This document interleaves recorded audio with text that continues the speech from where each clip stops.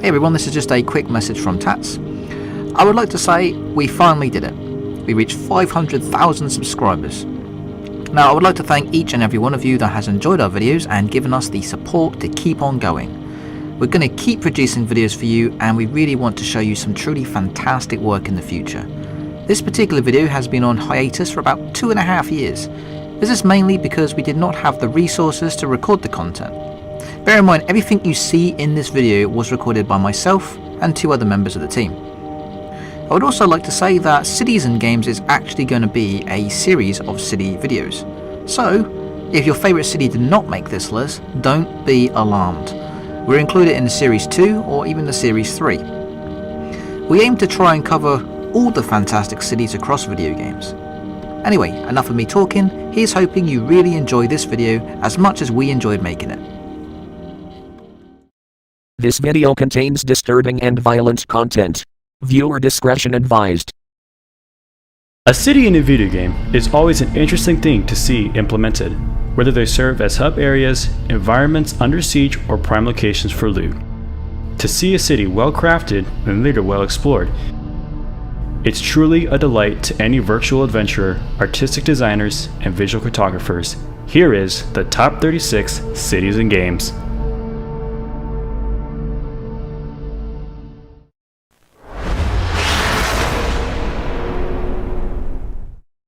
Fourth Ring of Furon. Destroy all humans. Path of the Furon. The Fourth Ring of Furon is a Furon settlement that orbits the planet Furon. The Fourth Ring serves as a leisure resort and vacationer's paradise. It consists of 6 main areas: the Funky Town artificial human habitat, the Cloning Industrial Island, the Humania Amusement Park, the Resort Condominiums, the Emperor's Summer Palace, the Outer Rim, and the Furon Underground. The Furons here are not real Furons. They were specifically cloned for the purpose of vacationing, even though the real ones are still hard at work on Furon itself. The Furons only spend a few days on the Fourth Ring, and then once their vacation time is over, they're disintegrated.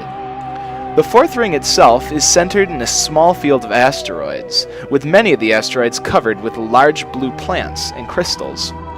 The Furons use the asteroids as parks and places to build storage buildings and other such facilities.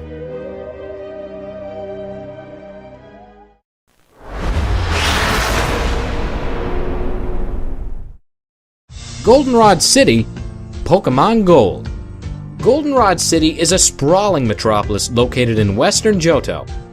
It's the largest city in the region, rivaling Celadon City, the largest city in Kanto. Goldenrod City is the 4th largest city in the Pokemon world, behind Unova's Castelia City, Nimbasa City, and Kalos's Lumiose City. Goldenrod is the center of the region's economy and telecommunications. It also has a magnet train, which connects Johto and Kanto, starting in Goldenrod and ending in Saffron City. There is a bike shop where the player can get a bicycle. The Goldenrod department store is the largest store within Johto. The 5-story department store near the town's entrance has a plethora of different items from nearly a dozen separate merchants. All of the merchants have different wares for sale, and entirely different inventories. Pokemon trainers often come to Goldenrod City in order to win the plain badge from Whitney, the Goldenrod gym leader, who specializes in normal-type Pokemon.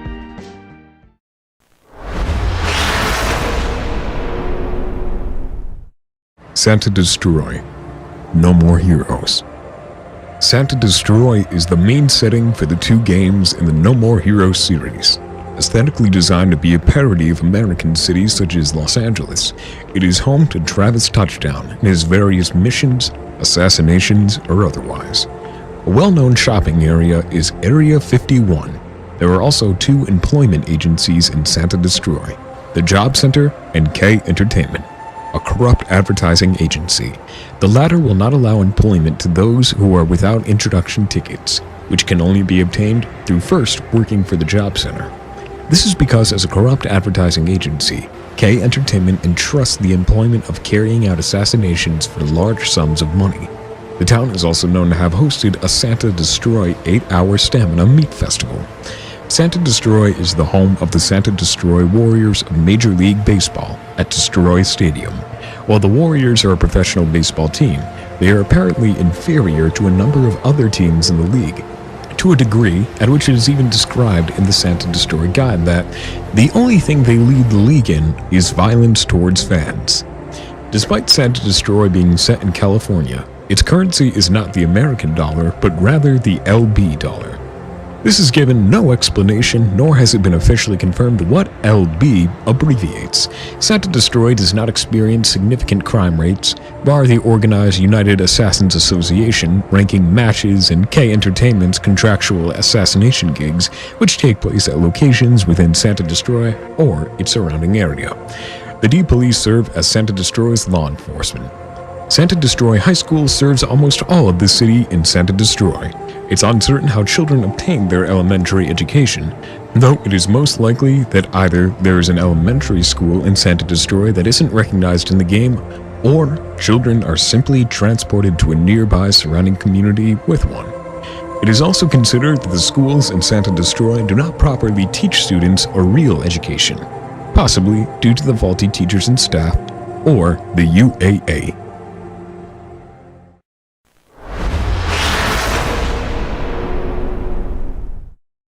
Opportunity. Borderlands 2. Opportunity is a city being built by Hyperion. When Hyperion took over Pandora, Handsome Jack had his construction team start building a perfect city of the future, his ultimate desire being that soon all of Pandora will be rebuilt in his vision, with Opportunity being at the start. Upon its completion, Jack wants to move the richest and most powerful families in all of the 6 galaxies to Opportunity. As the city is considered by Jack as a utopia for the best and brightest, he has put in place numerous laws such as no littering with the punishment of death. His construction team is considered expendable, and since the start of construction there has been several casualties. The workforce is overworked, hardly getting breaks and being executed if they're inefficient. As Jack himself describes it, a miserable worker is a hard worker. He has also made it abundantly clear that the workers will not be allowed into the city once it's completed.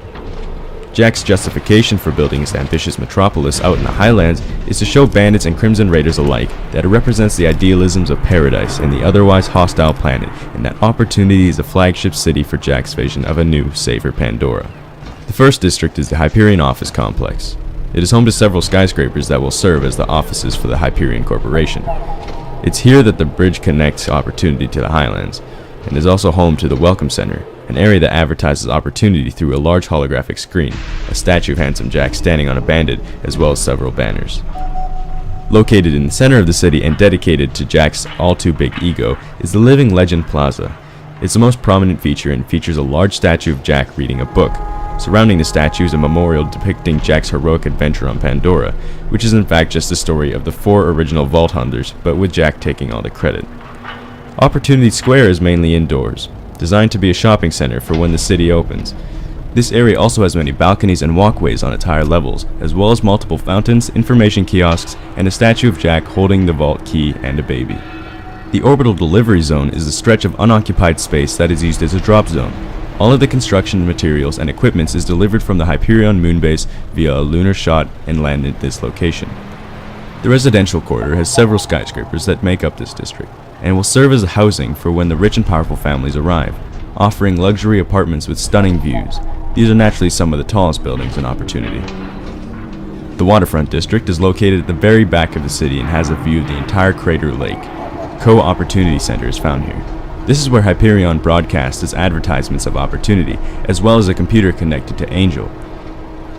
A prominent landmark in this area is a huge building under construction located just out of Opportunity and connected by an unfinished bridge. It's the largest building in the city. The pits are the last part of the city, which is unfinished, due to several large holes in the ground which are the foundation of new buildings under construction. Cranes and scaffoldings dominate the construction site, and this area is designed by Jack to be his new Colosseum, which was built out of spite towards Moxie for dumping him.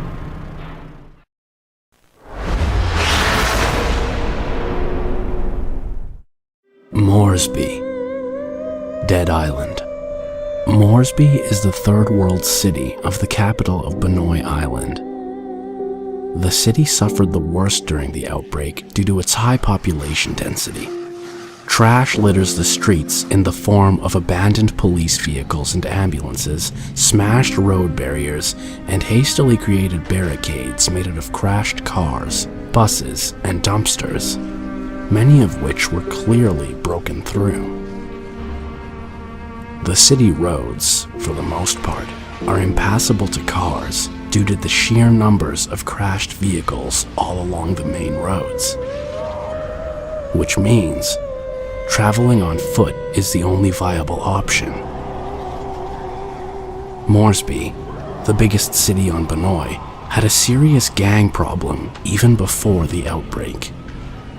The rich were completely segregated, and the slums were barely livable. The police were so ineffective that a special section of the army, the Banoi Island Defense Force, had to be formed to protect the island.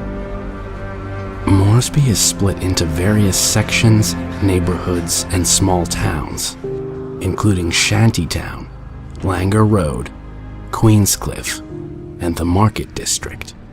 Underneath Moresby is the city sewers, and there are various access points within Moresby to enter the sewers.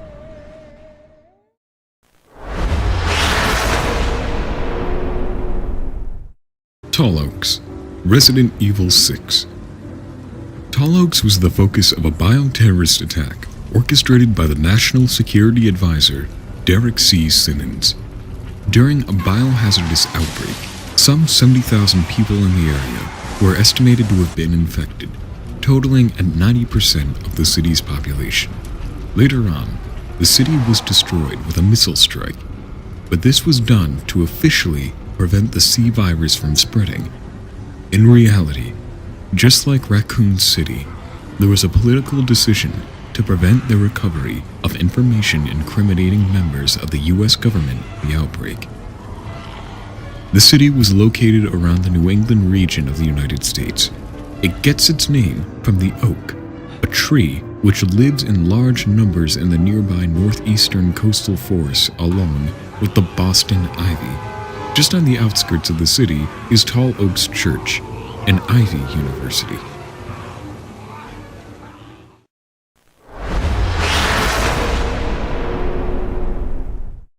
Etheria, Gears of War. Etheria was the capital city of both the Coalition and the Nation of Tyrus during the Pendulum Wars. The light mass bombing took place near the city's outskirts.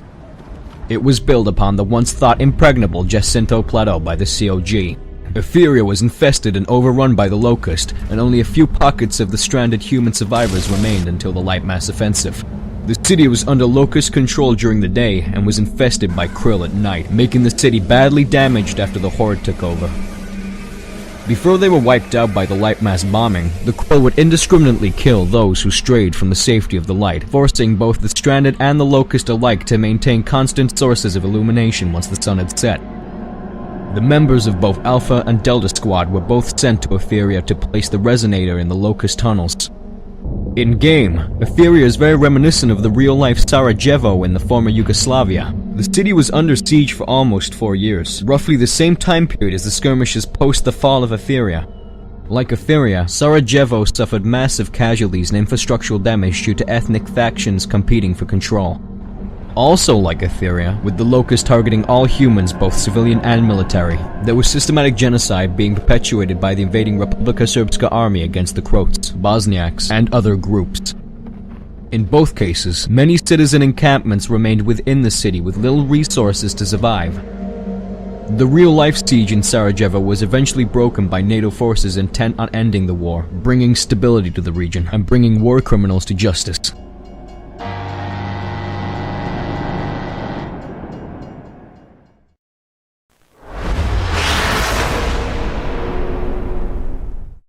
Siriusopolis, Sirius Sam 2. Siriusopolis is a giant futuristic city located on the planet Sirius, where Sirius Sam has to venture through in level 35. The uptown is set above ground, with floating trees, platforms, and a sky rail network with trains and globes. The globes are mirror-like, and reflect the gleaming city from the glass windows. Roman architecture is also seen in one of the many parks, with water fountains and flowers around the monuments. Several flying spacecrafts that serve as civilian ships are seen in the area, though these can't be interacted with. The dome structures contain many plant life and springs, with a glass roof for views of the city outside. Many mental forces patrol the uptown, with orc grunts, tank biomechanoids, and Kozak helicopters. The downtown area consists of various neon-colored signs, giant plazas, and many of mental forces. Many floaters and Kozak helicopters are seen searching the area for any sign of Sam and the Resistance. It's worth noting that the downtown section features some of the most colorful parts of the game, and houses skyrocketing buildings that reach the sky. The game never shows what downtown looks like during the day, and is permanently set at night. There is a park area outside of the city that has many monuments and a giant temple called the Mental Institution, which bears some resemblance to the buildings encountered in Serious Sam First Encounter. The arena is a large stadium or coliseum that is filled with lava, and has many small islands with tricks and traps. The stadium is located quite near the city, as the buildings can be seen close to the vicinity.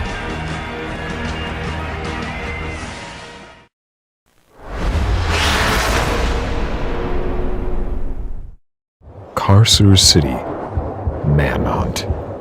Carcer City is the decayed and high-crime city featured as the main setting of Manhunt.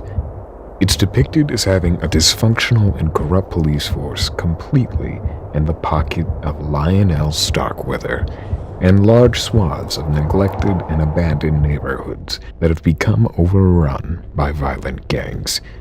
It's implied that Carcer City was once a booming industrial center in its past, before it became crippled by crime and gangs.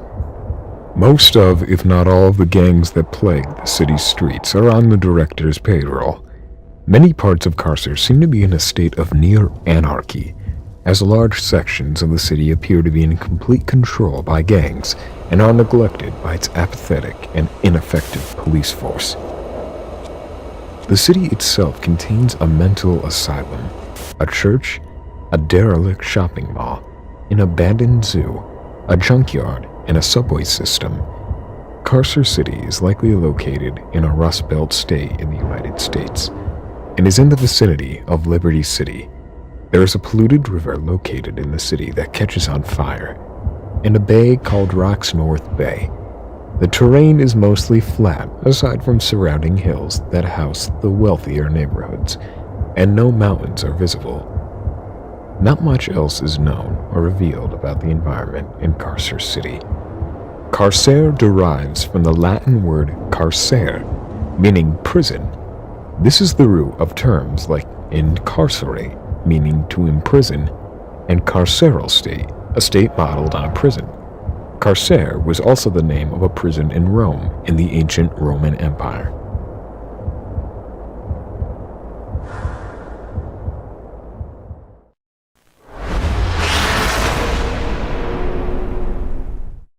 Jacinto City, Gears of War.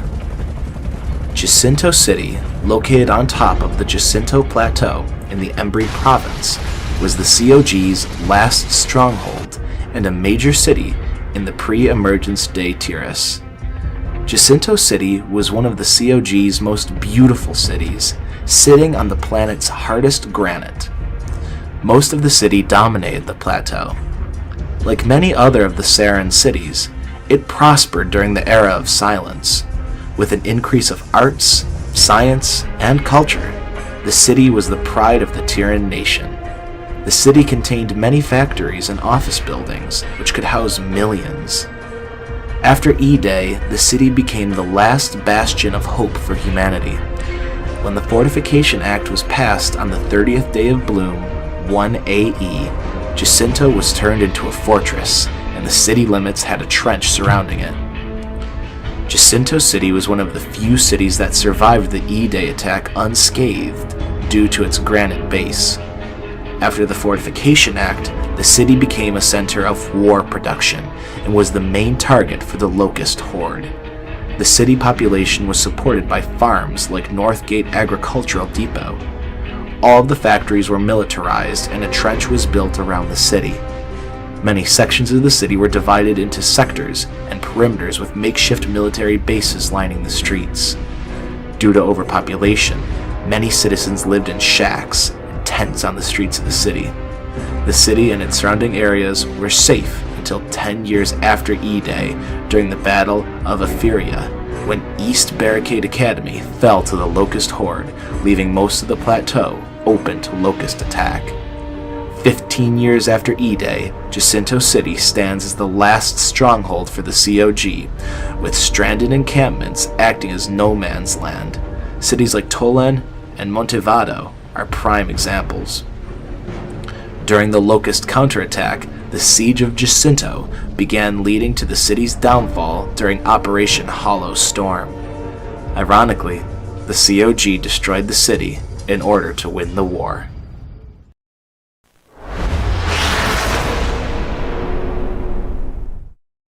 Mombasa, Halo 2. Mombasa is a city in Kenya, the East African protectorate on the planet Earth. It consisted of a prosperous section called New Mombasa on an island known as Mombasa Island, as well as a rundown section known as Old Mombasa on the mainland around the island. Northwest of the island and between the inlets, there used to be a large peninsula connected to the Mombasa Island by the Makupa Causeway. This landmass is now absent, covered by water. This could be explained by the dramatic climbing of sea levels due to global warming, whose results are evident throughout Mombasa. Large areas of former land are now underwater, and most of Mombasa has been saved only by large seawalls around the shores. In the center of the island, there's a concentration of gigantic corporate skyscrapers. The highest, the Vibrant Telecom building, being 2 kilometers tall. The size of the structures changes towards the south, with more lowercase buildings. The layout of the southern side of the city is also near symmetrical and is divided to 10 sectors. Symmetrical compartmentalization like this is a security precaution taken into account when designing all tether cities, to minimize damage in case the tether were to fall. Between the city center housing, highest skyscrapers in the southern sections of the city, there's a district with medium-sized skyscrapers. The NMPD headquarters is located here. The city center is elevated above normal ground level and is surrounded by slope-like walls resembling the seawall around the island. On October 20th, 2552, a small fleet of Covenant capital ships exited slip space just off of Earth's defensive network. During the ensuing battle, a Covenant assault carrier breached the orbital fortifications and made its way to the surface. The ship, which carried the Covenant hierarch known as the High Prophet of Regret, took position over New Mombasa, deploying troops and vehicles which occupied the city. The city's civilians either evacuated, took shelter, or were killed. In Old Mombasa, announcements in Swahili were broadcast over a public address system. These propagandist announcements encouraged New Mombasa's citizens to fight against the invading alien zealots, even though there was very little truth to these announcements, as they were only intended to increase morale of those that still remained after most of the city evacuated.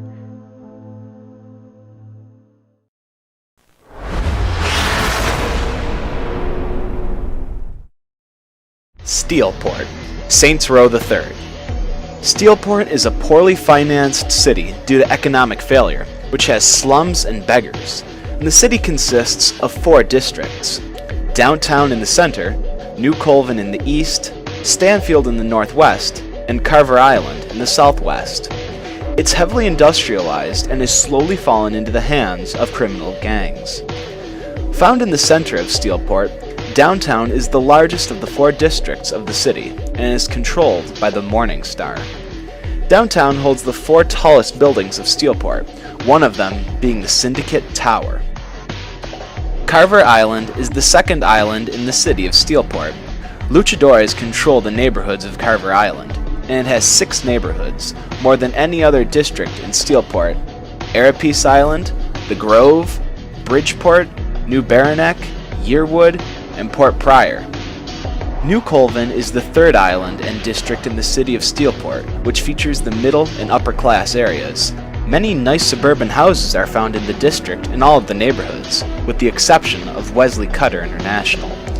Stanfield is the fourth island and in the northwestern district of Steelport. It's controlled by the Deckers. The statue of a steelworker is based on the Statue of Liberty with the intensity of Soviet-era sculptures. At one point in Steelport's history, the city had its own tram service, similar to the one present in Stillwater. The elevated tram line can be seen in some parts of the city, but it's currently out of order. Some of the trams can still be seen on the line, but are now abandoned and vandalized with graffiti. The city also used to have a cargo train line, which was used for transporting cargo to one of the seaports across the city's coast. Like the tram system, it's currently out of order, and many of the freights now lie out of use and have been vandalized as well. One of the possible reasons for the cargo trains being out of use may be an effect from the apparent recent financial crisis, which seems to have affected Steelport greatly, and which gave way for the massive increase in organized crime across the city.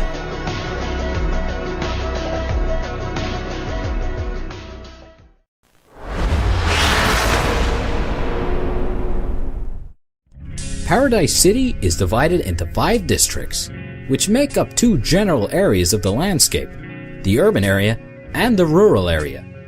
Downtown Paradise, Harbor Town, and Palm Bay Heights make up the urban area, while Silver Lake and White Mountain make up the more rural area. These districts are further divided into sub-districts, each with a different design sense, from abandoned warehouses to beachfront hotels. Downtown Paradise contains tall skyscrapers that can be seen from Palm Bay, Harbor Town, and Big Surf Island. It's the only region in the game to contain 3 finishing landmarks: the Coast Guard HQ, Waterfront Plaza, and the Wildcats baseball stadium. Harbor Town is the industrial area of Paradise City. The west area of the region contains the Rock Ridge Dam and the South Bay Expressway suspension bridge. Harbor Town's finishing landmark is the Naval Yard. Palm Bay Heights contains shops and hotels, as well as some small residential areas. Palm Bay's landmark is the Maple Mount Country Club. Major landmarks include Big Surf Beach, with the complimentary Ferris wheel, the Lawrence Road Tunnel, which heads into the country area, and the large Paradise City sign on the Western Hills, which is visible even from the Paradise Keys Bridge on the Big Surf Island. Silver Lake represents the eastern portion of the country area and contains the observatory. Silver Lake is also the name of the lake in the center of the country area, next to which lies a hidden abandoned airfield. White Mountain is the western end of the country area and contains the Lone Stallion Ranch wind farm. Notable landmarks include an abandoned quarry, a figure-8 stock car racing track, and a Sunset Valley town with its own tennis stadium.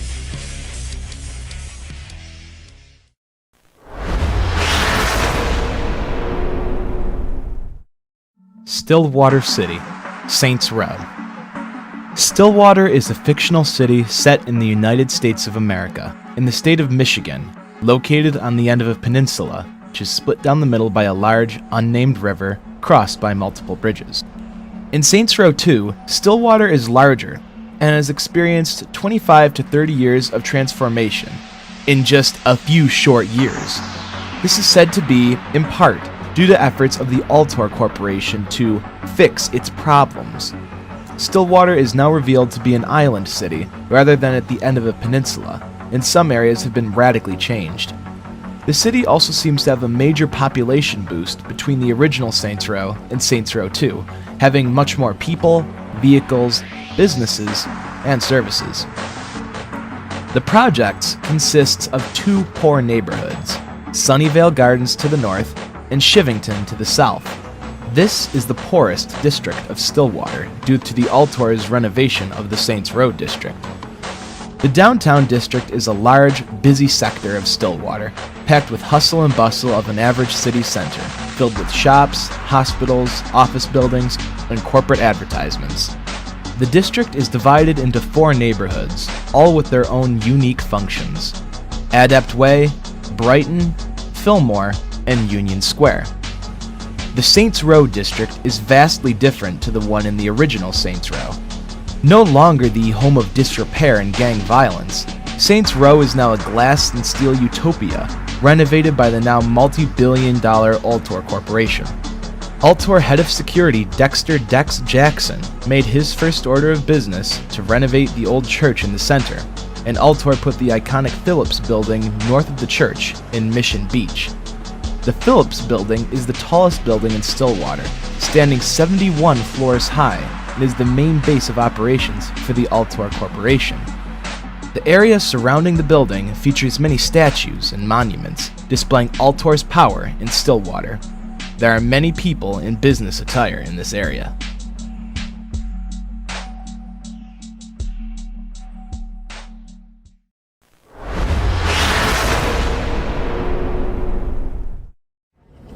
Metro City, condemned. Metro City is a rundown, mainly impoverished city whose homeless and addicts are under the influence of the Oro through the use of sonic emitters spread throughout the slums and projects. The city is where both condemned games take place. Violence in the city is constantly increasing, and the government is doing nothing to help the situation. Throughout the city, they have sonic emitters emplaced in hidden locations that, when heard, cause the victim to become mentally unstable and violent. Murder is also a large problem through the city, clearly visible in the first game, with several serial killers loose and active throughout the city. Despite the industrialized and slum areas of the city, there are better parts to Metro. For instance, the downtown sections where the SCU are present and the local news are broadcasted. The dangerous areas of the city, in which the police are told to routinely patrol, include the 645 Burnside Boulevard, Burnback Alley, Trenton District, and Preston Hotel. Some other areas are reported as haunted, or else paranormal. These places include St. Joseph's Secondary School and the Walker Doll Factory. The Oros Operating Center, the Peninsula, is visible from the shores of Metro City, and throughout the series they have made their presence known more and more with each passing day.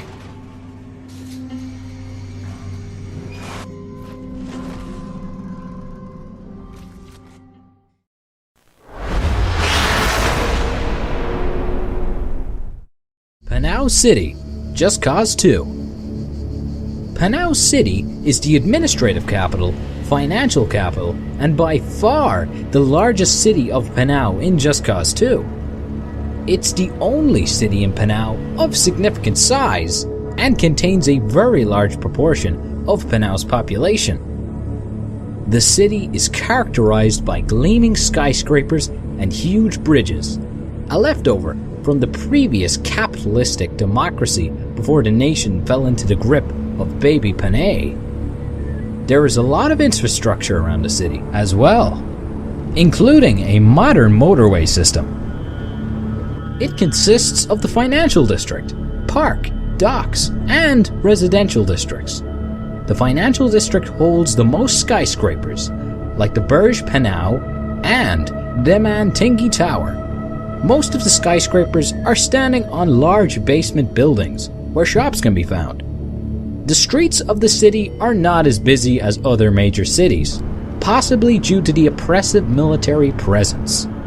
The residential districts contain some high skyscrapers, such as the Tanga Kisaruga Tower. This is also the place where most of the citizens are seen in the city. The Park District contains a few skyscrapers, but a huge park, hence the name. The Docks District, found in the east of the city, contains one tall skyscraper and is the smallest district in the city. Again, under strict military control, many anti-aircraft missile silos are placed all around the docks for city protection. The city's motorway system connects the four islands by a series of huge cable-suspended bridges and elevated roads over the city's buildings and water. There is also a good network of roads in the city, giving cars easy access to every district. Panau International Airport lies just 2 kilometers east of the city and is no longer an international carrier due to the regime change. It's the largest and most modern commercial airport facility in the country, and is heavily guarded by the military.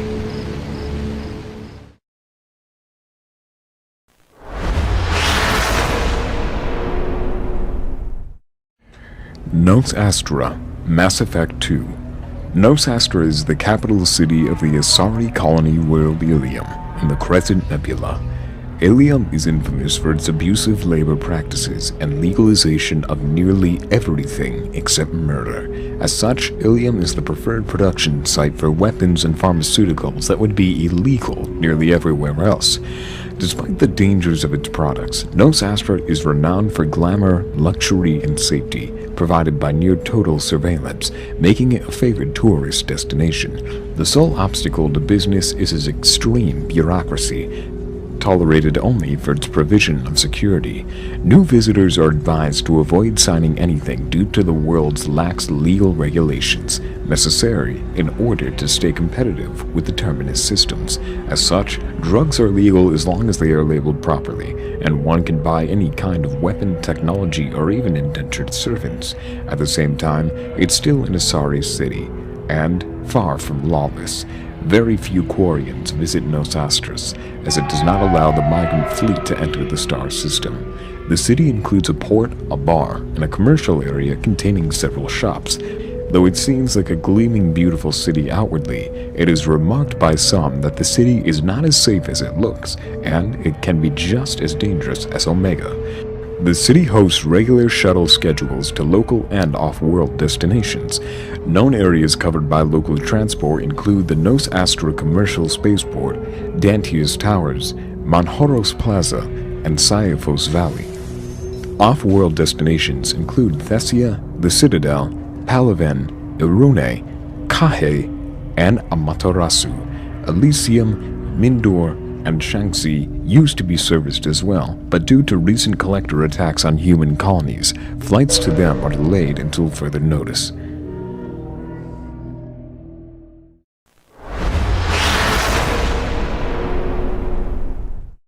Fairfield, Left 4 Dead.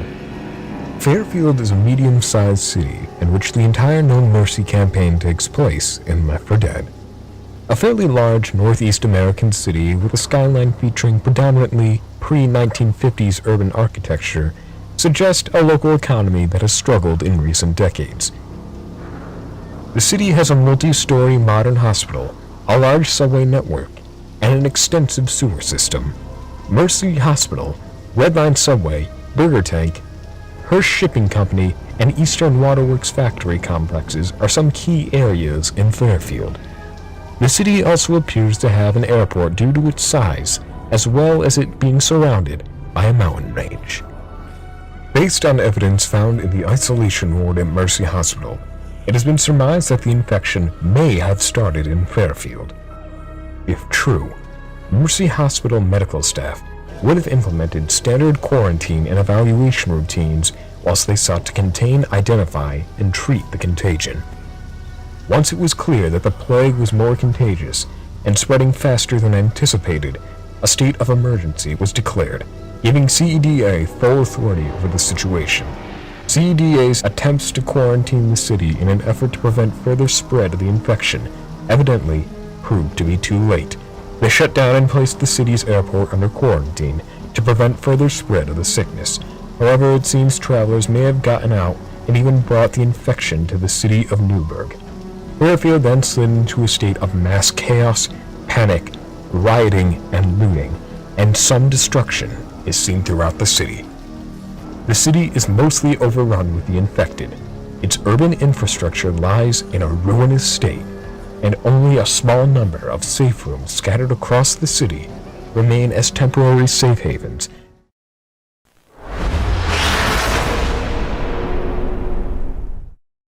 Haven City, Jack 2 and 3. Haven City is a dystopian city resting at the bottom of large mountainous structures.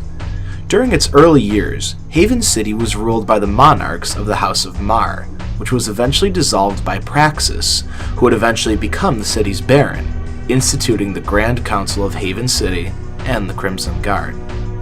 His daughter, Ashlyn Praxis, would become and still is the governess of Haven City after her father's death. Haven City is located on the coast of a large continent with a mountainous terrain. It has, over time, expanded from the small Sandover village site to a massive walled and internally segregated metropolis with the strip mine and drill platform to provide power to the city's shield wall.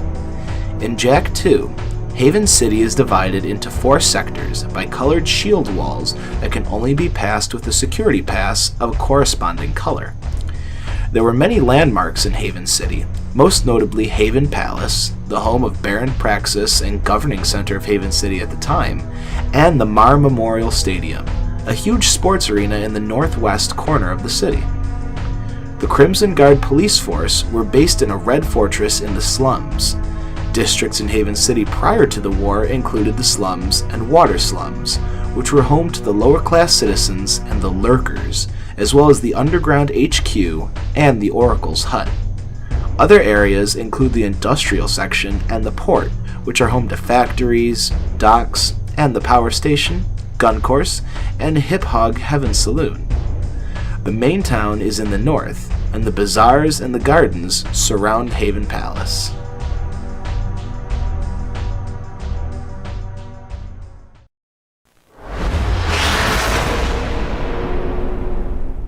Solitude, Skyrim. Solitude is located on the eastern coast of a peninsula in Hafengar, in the far northwest of Skyrim. A large percent of Hafengar's population lives within Solitude's walls. Part of the reason for this is the eminently defensible nature of Solitude itself. Set upon a great stone arch that towers above the mouth of the Karth River, the city is surrounded by the soaring peaks of the nearby mountains. Solitude is both a reinforced and breathtaking stronghold. Solitude is the capital city of both Hafengar, Skyrim, and the Imperial Legion within Skyrim. Ruled by the current Jarl Elisif the Fair, widow of the late High King Torrig, it's the headquarters of the Imperial Legion stationed in Skyrim. Founded during Skyrim's long Alessian flirtation, the Bard's College continues to flaunt a heretical streak, and its students are famous carousers, fittingly enough, given their chosen trade.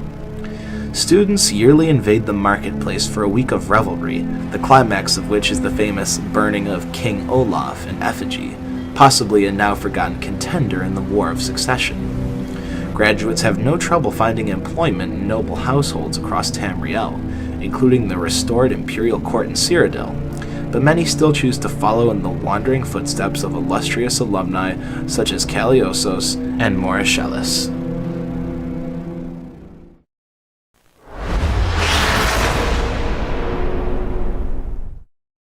Pacific City, Crackdown. Pacific City used to be a peaceful city, ran precisely by the agency. But the peace wasn't permanent. Gangs started to rise and claim territory. They grew stronger than the agency, and soon the only peaceful part in the town was the location of the agency towers. The city itself is divided up into 4 different territories, with 3 different architectural styles and gangs in each, with the agency island in the center. The whole area is around 10 miles wide, creating a vast world for the player to run around in. In the center island is the agency island where the agency tower is situated. It's the base of operations for the agency and is formally known as the Keep. 3 subterranean tunnels link the tower to each of the Pacific City's 3 districts. At night, spotlights atop the tower's 3 sub-towers watch over the city. La Mugre is the first island. Translated to English, it means the dirt or the mud. It's ruled by the Los Muertos drug cartel. Most buildings on the district's southern island are apartments, hotels, entertainment plazas, and an amusement park called Funland. The Los Muertos gang are currently seen stealing and customizing the finest cars and vans before using them to great effect in crimes and getaways. The second island is called The Den. It is controlled by the Vogue Militia Group, which specializes in human trafficking. The area is dominated by the high-power nuclear power plant. the city coaches public transport department, and the docks. Apartment blocks rise on the island's west side, and to the east lies the military base. The district's northern island is home to Mason's Quarry and the Purigi Refinery. The corridor is held in the iron grip of the Shigen Corporation, created by Pacific City's previous government to design new civil defense solutions. The dystopian corridor features most of Pacific City's tallest buildings, including the Tower and Central Point.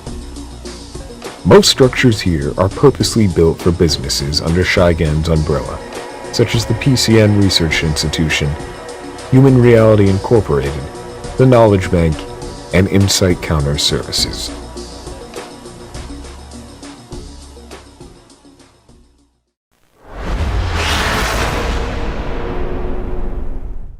Vice City. Grand Theft Auto Vice City. Vice City is based on Miami, which was a major cocaine transshipment point for South America at the time. This is further reinforced with its theme of drug business, crime, as well as the presence of new upper-class businesses and residents in the city, with some of them likely to be funded by the drug business. Vice City consists of 2 major islands and 6 smaller islands. Both major islands are separated by a large body of water, similar to that of Biscayne Bay, which separates Miami Beach with mainland Miami. Each major island is divided into several districts. The city has 4 hospitals and 4 police stations, distributed evenly in the city. The city has 1 fire station and an air base known as Fort Baxter Military Base. Unlike Liberty City and the state of San Andreas, however, Vice City has no known railway or rapid transit system, and all islands are connected by road and bridge. Vice City is located in a tropical climate, most likely in the Florida Keys. The city has sunshine year-round with occasional thunderstorms and rain. The city is also exposed to hurricanes like Miami or any other city in South Florida.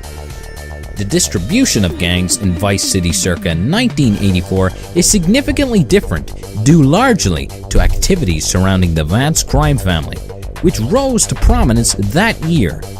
Their subsequent dominance has devastated a number of existing gangs which previously had a significant stake in the city.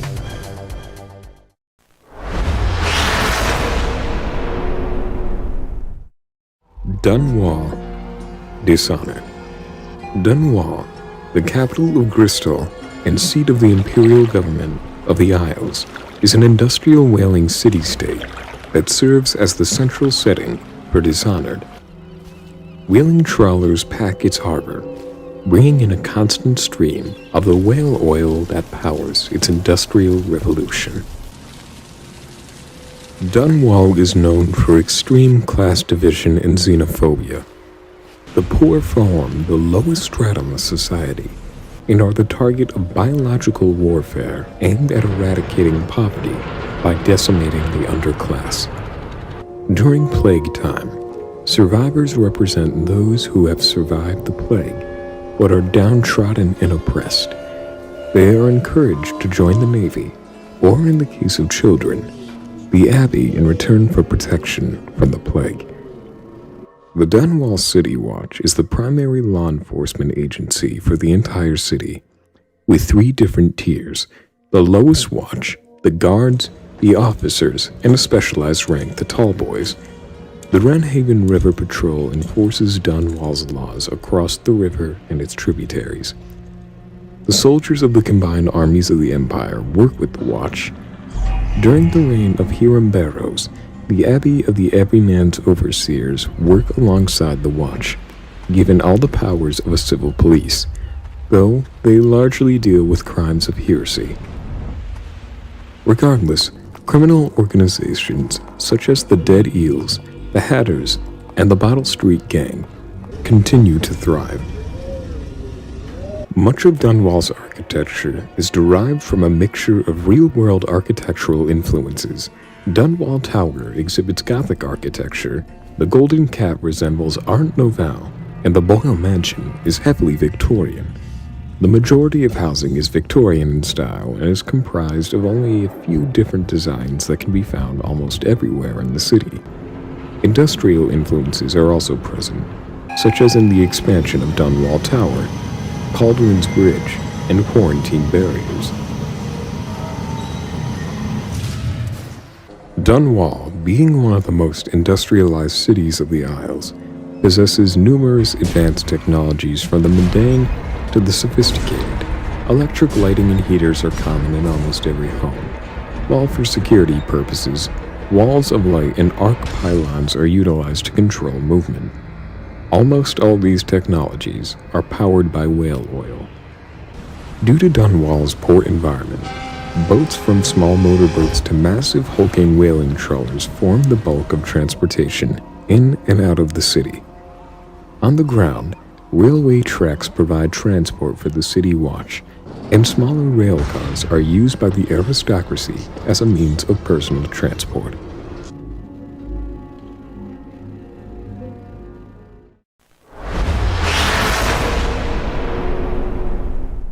Fairport, Fear Series. Fairport is the large American city in which the Fear series takes place. Throughout the series, Fairport is portrayed as a sprawling, decaying coastal metropolis located in a hilly environment. The city is presumably organized into socio-economic districts such as the Auburn District, a rapidly deteriorating slum which appears to hold the majority of the city's industrial zoning. Fairport boasts a large number of business parks, high-rise buildings, and a large collection of shabby offices and industrial estates. Most of the city is controlled by the ATC, which range from security to the educational system. The most visited part of Fairport in the series is the Auburn District, an abandoned area of the city that has fallen into disrepair. It's revealed that the ATC is responsible for the abandonment of Auburn by leaving hazardous chemicals in the origin facility that were able to leak into the district's water supply, as well as being responsible for the rage of Alma Wade, which caused people in the area to feel uncomfortable as they picked up on Alma's psychic signals. In the second game, the city is in complete destruction due to the origin facility explosion, with many of its citizens covered in ash. Several districts are haunted by remnants and specters. In Fear 3, the city doesn't seem to have suffered as much damage from the explosion.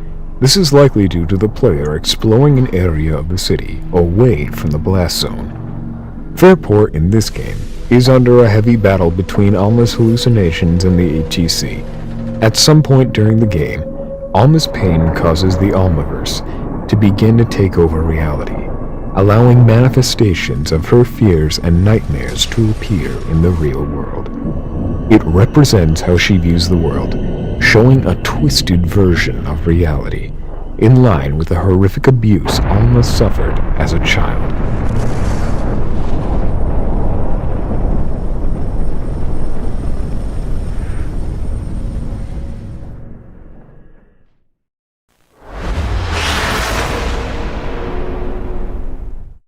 The Citadel, Mass Effect series. Pristine, sanitized, and mysterious, and with a population of 13.2 million, the Citadel is home to the Galactic Council, with some memorable alien races. An area located in the Citadel is the Presidium, which is a massive park-like complex containing the offices of various branches of the galactic government, as well as the embassies of all the races represented in the Citadel. There are also shops, restaurants, and recreational facilities serving the wealthy residents who live and work throughout the sector.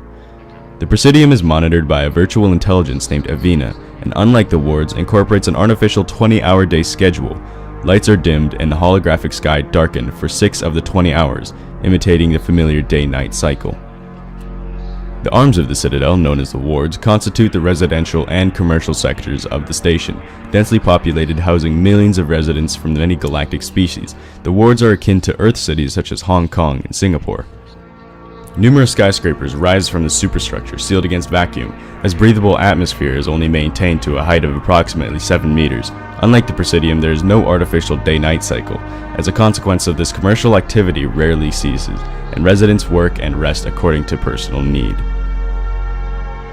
The wards are policed by the Citadel Security Services, whose offices and custody suites are located in the lower wards. The wards are also home to the Silver Sun Strip, a bustling commercial area featuring Silver Coast Casino, Castle Arcade, Armax Arsenal Arena, and the apartment complex Tiberius Towers. Below the wards, the Citadel Archives function as a repository for artifacts and records deemed important. The station is capable of closing in on itself via the convergence of the 5 arms transforming into a large impenetrable cylinder. However, the Citadel is only closed in times of emergency, and normally the station retains its open appearance. Even after thousands of years of occupation, the Citadel retains many secrets. The precise age of the station is not known, nor what resilient material it is constructed from. The location of the Citadel's core and its master core unit regulating systems such as life support and navigation remain hidden. The most visible and perhaps intriguing mystery of the Citadel concerns its caretakers, the Keepers. These mute alien creatures maintain the Citadel's vital systems and can be seen working throughout the station. Yet, despite this, little is known about them.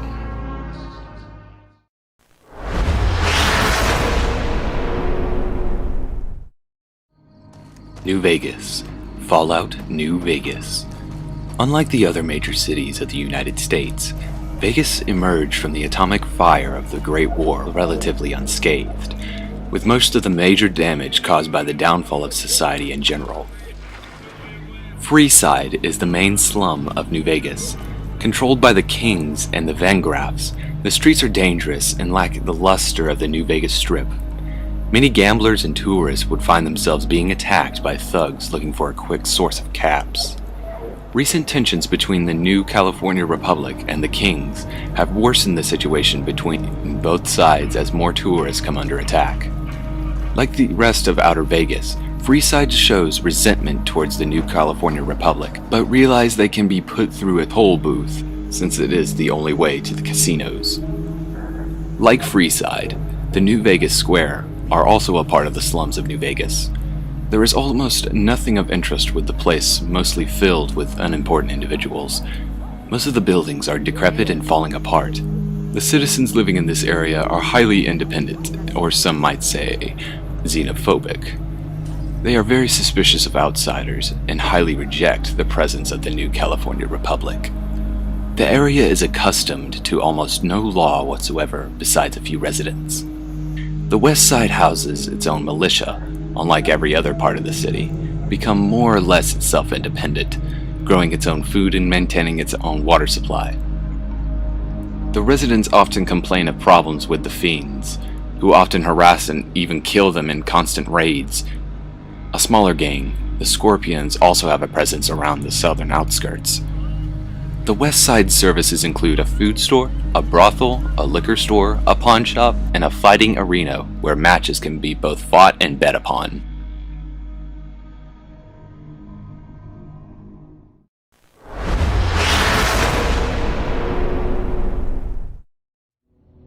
The city. Mirror's Edge. The city is a bright, gleaming, sterile metropolis, which hides a totalitarian state in total control of supposedly democratic elections. It's an idealistic version of a modern metropolis, free from trash, graffiti, and dirt. This dystopia is utopian in appearance, full of gleaming skyscrapers, clear waters, and no crime. The price for this orderly world is high. Nonconformists are shunned, and the government monitors its citizens and eavesdrops on all electronic communication. The city is in very new development and under constant construction, as materials and equipment appear in nearly every playing area. The entire city reflects a postmodern design sense, with no classical architectural styles at all, hinting that the whole metropolis has been very recently built. Throughout the city are advertisements and signs, with Chinese, Japanese, Russian, and Latin text symbolizing that the city is multicultural. Although the accents and the names of the characters suggest American, the main prominent building of the city is the Shard, which is the headquarters of the government, and also the final level of the game. The police force, called the City Protection Force, and Parandello Kruger have sizable control over many parts of the city, and are ordered to close down certain roads, even firing amongst citizens to neutralize criminals. The use of color in interior buildings is particularly striking, with different colors being used for different organizations. The crisp orange of Parandello Kruger or the blues and whites of the government buildings. It is also worth pointing out that the vegetation in the city is also white. It could be assumed that it could be a gameplay mechanic to make it easier for the player to focus in the game, or they could be artificial plants placed for aesthetic purposes.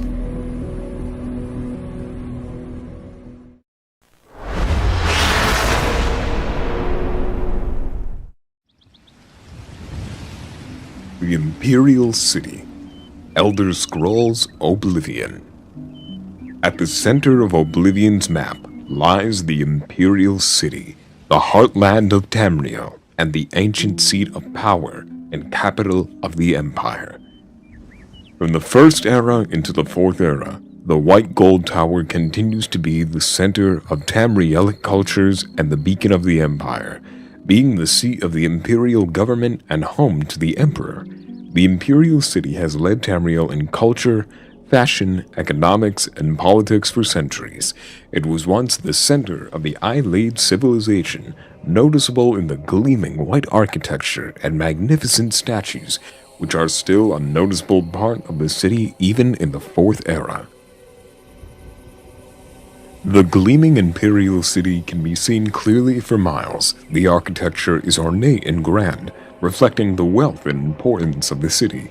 The city is walled in a circular shape around the White Gold Tower so as to afford it as much defense as possible from would-be attackers.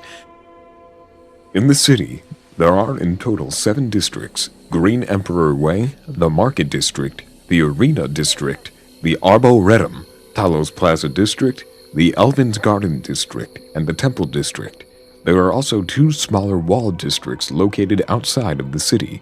The Arcane University is located to the southeast, and the Imperial Legion compound is located in the northeast. The last district is the Imperial City waterfront, the Harbor District, which is located to the southwest of the city. Green Emperor Way is the central district of the Imperial City and the location of the White Gold Tower, also known as the Imperial Palace. The various emperors of the empires of Tamriel, along with the Elder Council, rule the provinces of Tamriel from the Imperial Palace. The Elder Scrolls, powerful tools of prophecy and divination, are also located within the confines of the White Gold Tower and are guarded with fanatical devotion by blind priests of the cult of the Ancestor Moth and the Imperial Legion. The Elven Gardens is a pleasant residential area, supported economically by 2 well-known inns, Luther Broad's Boarding House and the King and Queen Tavern. Talos Plaza, located in the western region of the Imperial City, is an exclusive residential area and the location of the main gateway to the Imperial City. The district is supported economically by the Tiber Septum Hotel, an exclusive hotel used regularly by the nobility of Tamriel during visits to the capital city.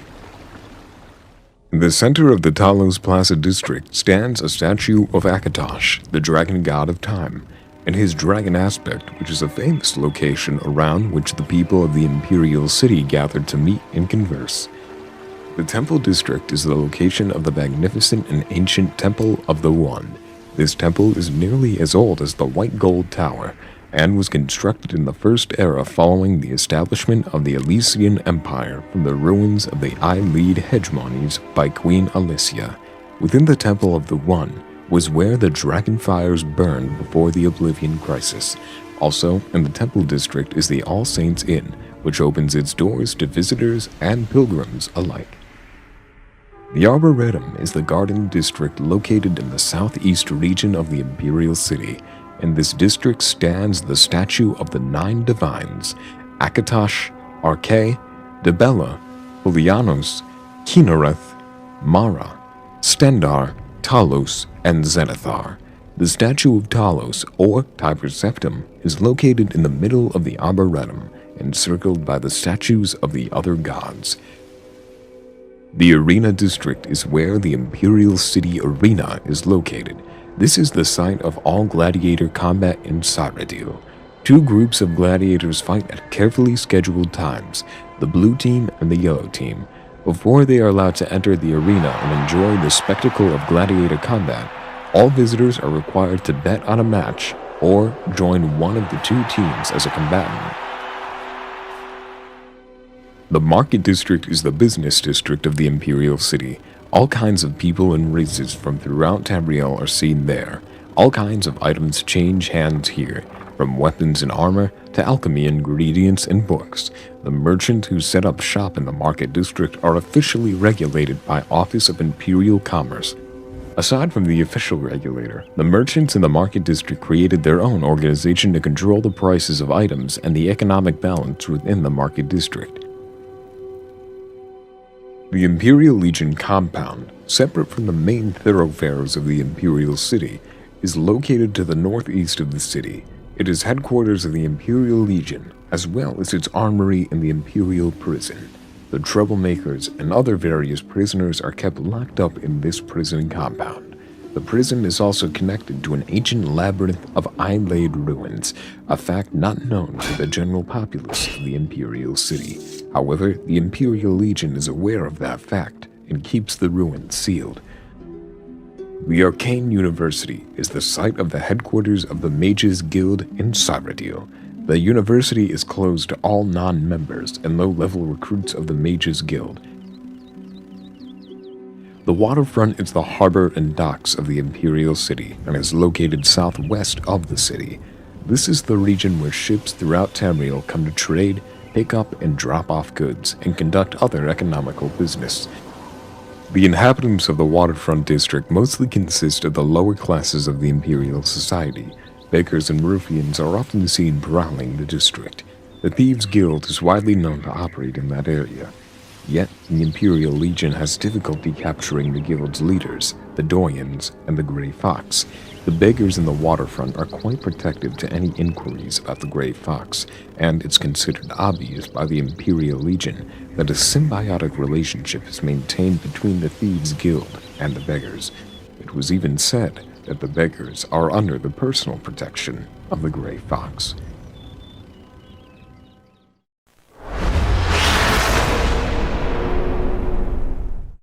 Rivet City, Fallout 3. Rivet City is the largest, most developed and scientifically advanced settlement in the Capital Wasteland. Its inhabitants live in individual rooms and enjoy safety and security inside the aircraft carrier.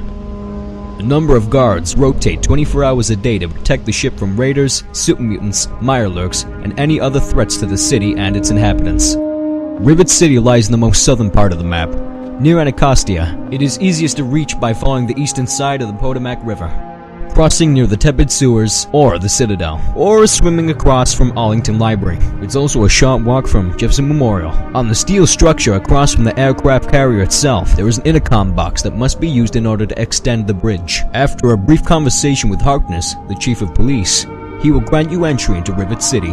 Rivet City is located inside an aircraft carrier which has been docked at Washington Naval Yard during the Great War, and was stranded when the water level in the Anacostia and Potomac rivers dropped. The carrier was inhabited by raiders in the upper decks and mirelurks in the lower decks, until remnants of the Naval Research Institute decided to move in because of its strategic importance and its working hydroponics bay, which was used to set up a research lab. The prosperity of the science lab and the relatively safe location of the ship attracted many wastelanders who wished to settle inside. Super mutants attempted to invade the ship, forcing sea greyhounds and any other settlers to reinforce and repair a part of the carrier to make it defensible and safer. The rest of Rivet City grew up around the lab. The settlement itself was founded in April 25th, 2239, when Horace Pinkerton, Annette Holmes, and Bran Danvers decided to form a council to act as governing body to look over Rivet City and the needs of its people. Many years later, a scientist by the name of Madison Lee arrived at Rivet City in 2258 to begin Project Purity and co-opted Pinkerton's staff. Pinkerton became jealous of Lee, left Rivet City, and began living in the bow of the ship, which by this point had separated from the rest of the hull. By 2277, Rivet City is the sole supplier of radiation-free food in the Capital Wasteland, trading it for essential raw materials with other communities.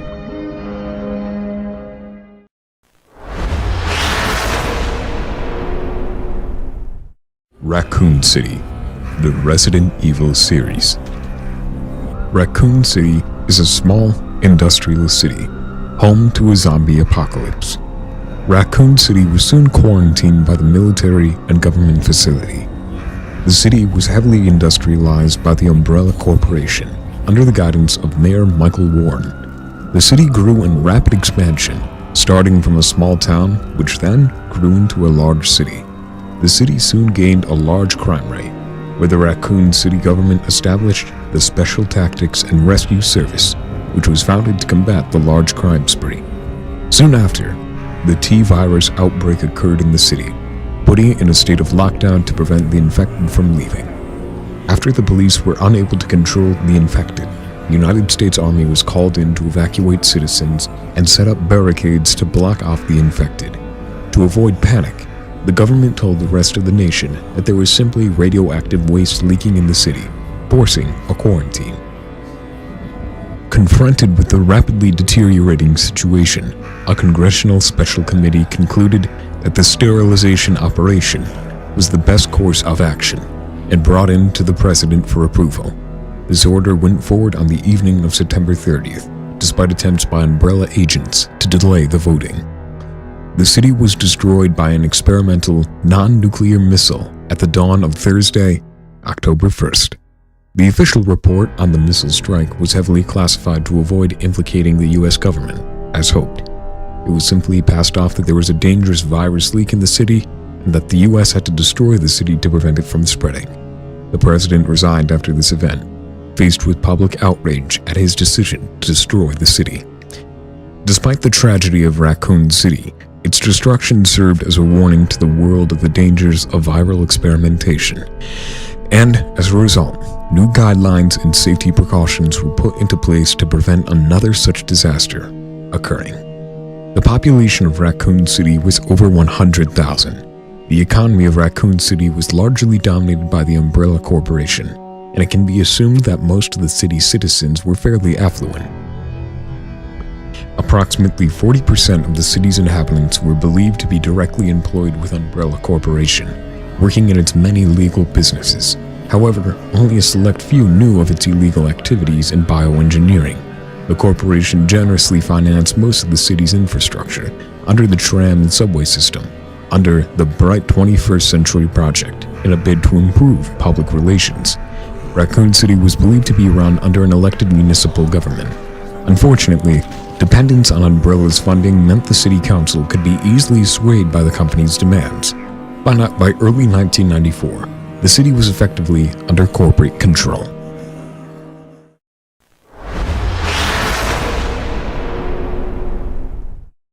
Rapture, BioShock. Rapture is a massive underwater city, forged by the personal dreams of Andrew Ryan to escape from the political, social, and religious anxieties of the post-World War II world.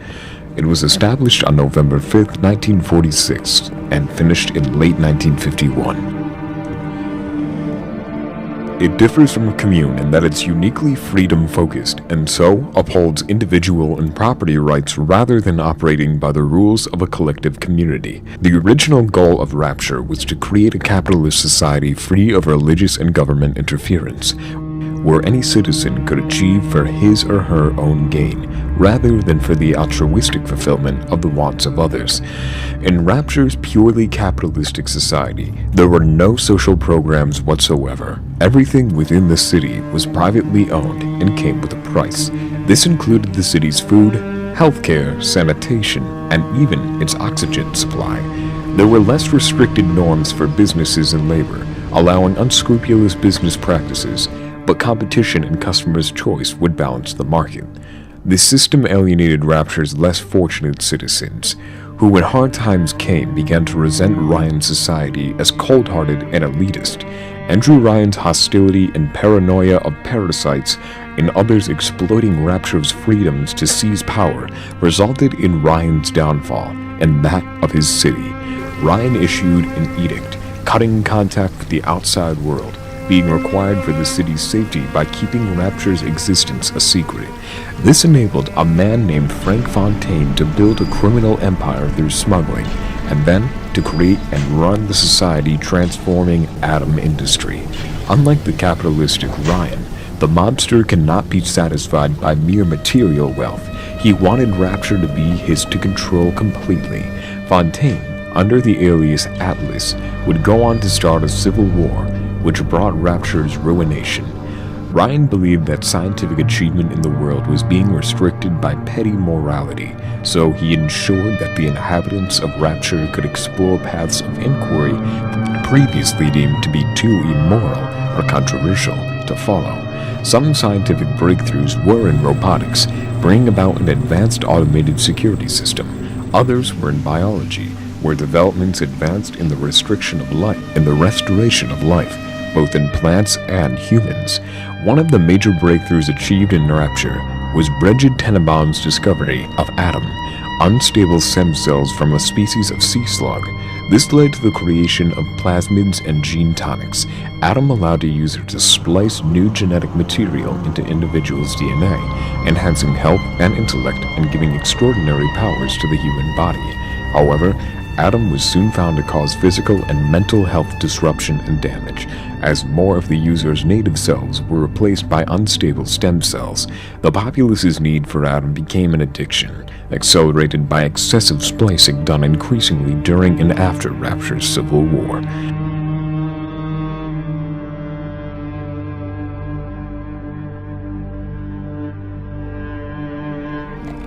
Transportation within Rapture is mainly provided by Rapture Metro, a public transportation system consisting of bathyspheres and tramcars, in which citizens access most areas of the city.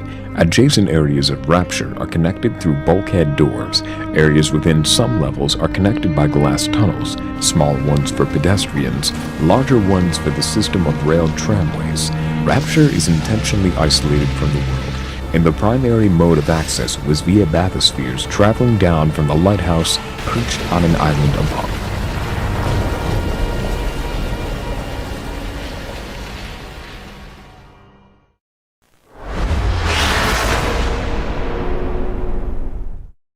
Liberty City, Grand Theft Auto 4.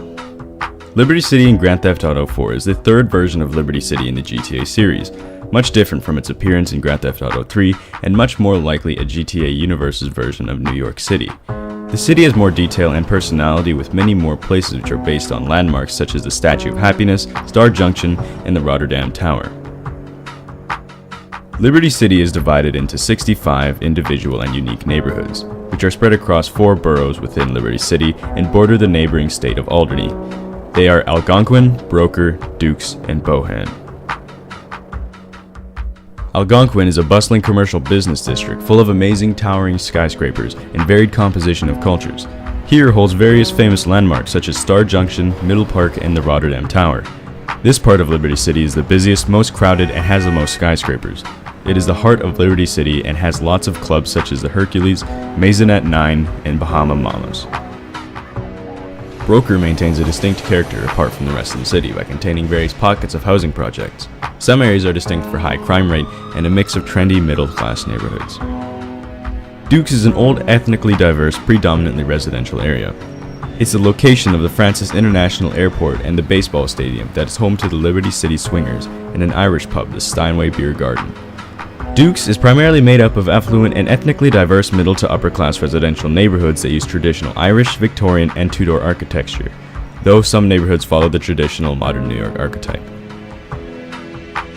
Bohan largely consists of expansive rundown housing projects and is home to the St. Mary's Community Project led by Manny Escuela. Notorious for higher crime rates, gang violence, and drug trafficking over other boroughs, Bohan is the smallest island. It's no secret that various areas in Liberty City suffer from high crime rates, most likely brought about by the large number of gangs and criminal organizations in Liberty, as well as a large underground black market in various areas. The Commission is an Italian-American mafia association made up of the 5 families, which are the Ancelotti family, the Pavano family, the Gambetti family, the Messina family, and the Lupacella family. Aside from the Italian mafia families, there are other major crime organizations such as the McCreary crime family, Russian mafia, Korean mob, and the Triads. There are, of course, many small-time local ethnic street gangs in Liberty City as well, such as the Albanian mob, Jamaican Hillside Posse, motorcycle gangs, various pockets of African American, Hispanic gangs, and Spanish lords. A Aside from the gang violence and drug trafficking, other crimes and social problems such as prostitution, car crime, arms trafficking, economic deprivation, poverty, and a little history of corruption in the LCPD also plague certain districts and neighborhoods. During 2008, Liberty City Mayor Julio Ochoa took a tough stance against gun crime by introducing gun control laws, limiting the availability of firearms. He did so primarily by shutting down ammunition stores across Liberty City. However, this campaign has proved to be generally ineffective as the sale of firearms in Liberty City appears to be booming as an underground black market with criminal organizations, drug lords, and gangs typically being heavily armed. Statistically, parts of Broker and especially Bohan are notorious for their high crime rates, gang violence, and drug trafficking markets in the city. Most of the crime rate occurs in the deprived and run-down neighborhoods, as well as the large projects/housing complexes around Liberty City. Bohan deserves a special mention as they often outperform the other boroughs in terms of crime rate, with Broker often coming in second. The many projects and housing complexes around northern Algonquin also appear to be plagued by a high crime rate. Dukes appears to be the safest borough in Liberty City due to its heavy middle/upper class influence, but still contains a minority of areas with the higher crime rate.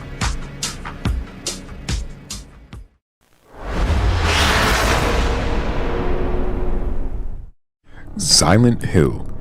The mysterious city of Silent Hill is the setting for the majority of the Silent Hill series, as well as being the inspiration for the film and comic settings. Portrayed as what could be considered a stereotypical New England city, Silent Hill is shown to be anything but ordinary. Its chief industries are tourism and, to a lesser extent, agriculture. It's an area with a population below 30,000, and its key industry, tourism, is in a state of steady decline. Some of the city's conservative residents oppose modernization and the transformation of the area into a tourist attraction. And although Silent Hill appears at a glance to be an innocuous place, this has brought about an unexpected darkness of drug distribution, a religious doomsday cult of a considerable scale known as the Order exists behind the scenes. Silent Hill is known to manifest itself in 3 different planes of reality: the real world, the fog world, and the other world. The least explored world, ironically, is the real world of everyday life. It seems to assume that this is where the original uncorrupted town of Silent Hill truly exists in a state of normality. The most visited aspect of Silent Hill's worlds is the fog world. With an unnatural fog rolling into town, the streets of Silent Hill appear abandoned. Cars may lie wrecked along the side of the road, while buildings stand vacant and dilapidated. The most abundant form of life around are monsters, who roam about unhindered. Many doors found throughout Silent Hill are broken, preventing access to a great many of the buildings there. In some instances, snow or ash seems to fall from the sky. The final and most dramatic world of Silent Hill is the Otherworld. Appearing different to each individual, the Otherworld can be seen as a symbolic manifestation of a person's psyche. In this form, Silent Hill becomes incredibly dark and industrialized, with structures being composed of fencing, metal plates, fans, and piping. Smokestacks, windmills, and corpses also lend the appearance of this world. Blood covers most things, if not everything, in this twisted world. This is considered the iconic appearance of the Otherworld. Having always been thought of as a place with unexplained powers, it was for this reason that the Native American tribes came to the area to begin with the arrival of colonists and the plague that followed them. This strange presence was seemingly warped and strengthened.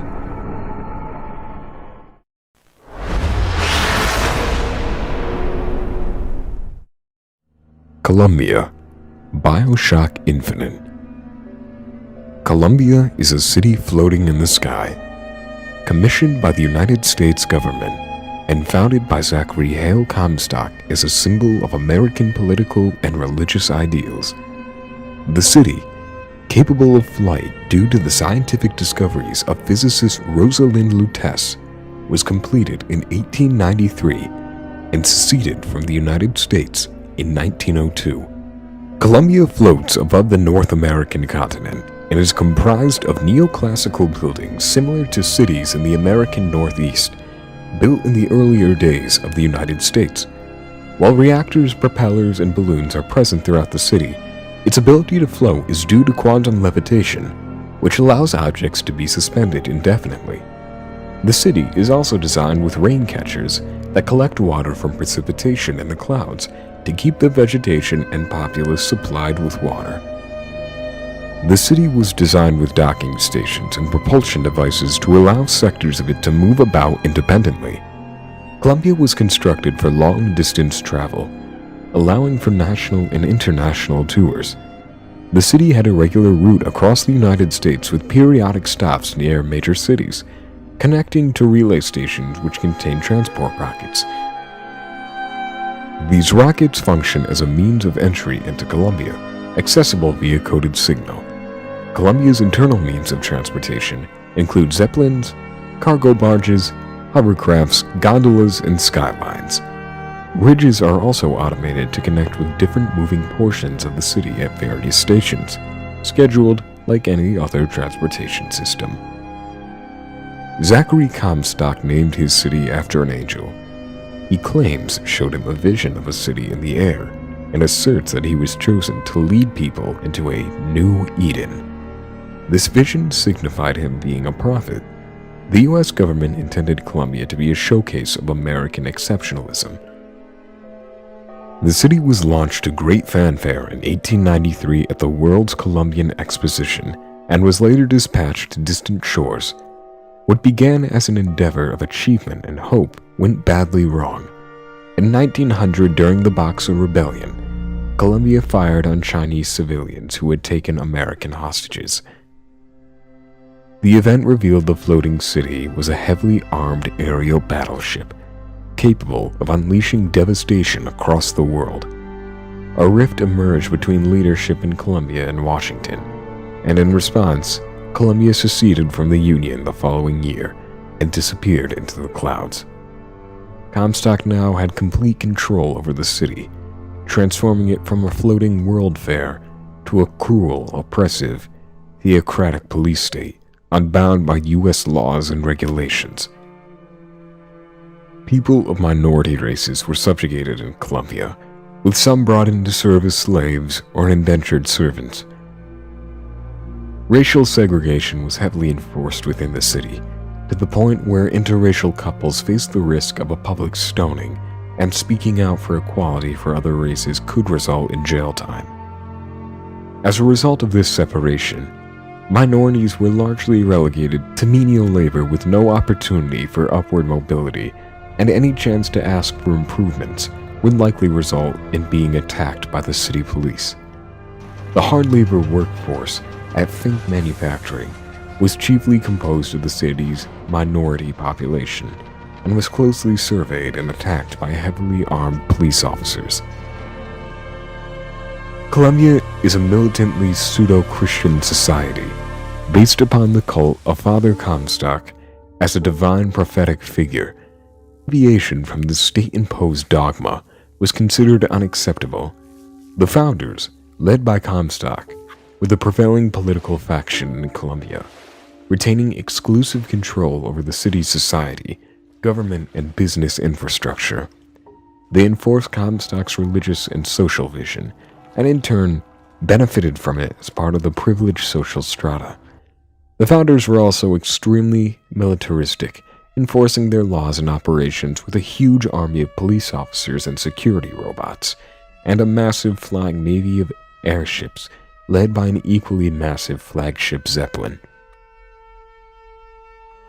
Comstock believed that scientific knowledge was the blueprint of God's work, and that it could therefore be practiced and controlled in the name of God. Many advancements in Columbia were the product of the mind of Rosalind Lutece, a quantum physicist and a prominent scientist of her time. Her work led to the discovery of the Lutece field, a field capable of manipulating the properties of subatomic particles. One such application was the suspension of particles in space, facilitating the creation of airborne machinery and, by extension, the city of Columbia. Scientists copied the designs of other researchers to create radically new technologies, such as Vigors, the Voxophones, and the motorized Patriots. Based on the blueprints of an armored suit, they engineered the Songbird defense system.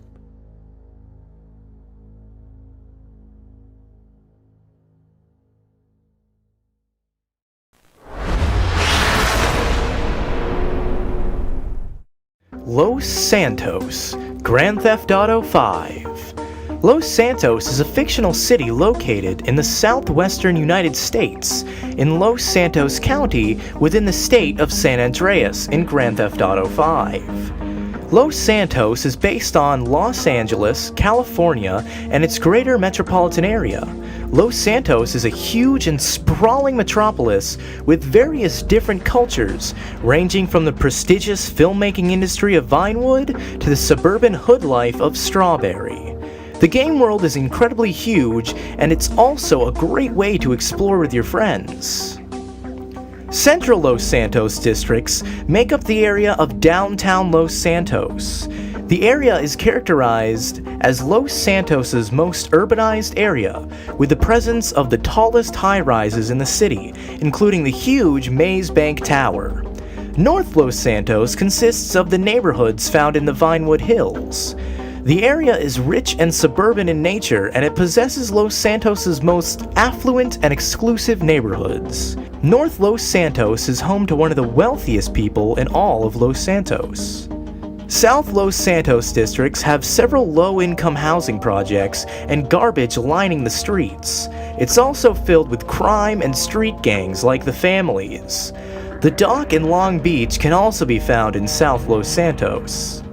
East Los Santos is primarily made up of the various different Hispanic/Latino immigrants. The area has many criminals lurking about and is said that tourists are unsafe even in the daytime. The area sees considerable disparities of wealth, with northern districts being home to the elite and middle classes. Districts in central East Los Santos possess working-class residents, and southern districts are home to many of Los Santos's harsh industrial facilities. West Los Santos comprises the neighborhoods that sprawl west from downtown Los Santos, extending as far as the Pacific Bluffs at even the city's western limits. Whilst not as affluent as North Los Santos, neighborhoods in the west of the city generally still possess high levels of wealth. West Los Santos is home to the city's beautiful beaches that are extremely crowded. Pleasure Pier is also located here, with various attractions such as roller coaster and a Ferris wheel. Overall, Los Santos suffers from violence, theft, murder, and gang fighting, and is generally considered a dangerous place to be. Most of these crimes are caused by the two longtime rival African-American street gangs, the Families and the Ballas. Not only is there high criminal activity, but there is also corruption among city officials and even the police. The LSPD is known for police brutality and hiring prostitutes, which may explain the high presence of prostitution even in the affluent parts of the city.